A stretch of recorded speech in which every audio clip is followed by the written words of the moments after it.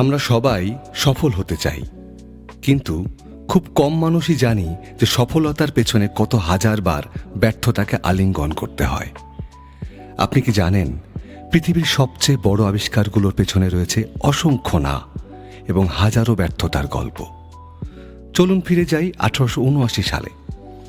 Thomas Alva Edison যখন বৈদ্যুতিক bulb আবিষ্কারের চেষ্টা করছিলেন, তিনি একবার বা দুবার নয়, 1000 বার ব্যর্থ হয়েছিলেন। তার একজন সহকারী তাকে জিজ্ঞেস করেছিলেন, স্যার, আপনি 1000 বার ব্যর্থ হলেন, আপনার কি মনে হয় না সময় নষ্ট হচ্ছে? এডিসন মৃদু হেসে জবাব দিয়েছিলেন, আমি 1000 বার ব্যর্থ হইনি, বরং আমি 1000টি এমন উপায় খুঁজে বের করেছি যাতে বাল্ব জ্বলে না।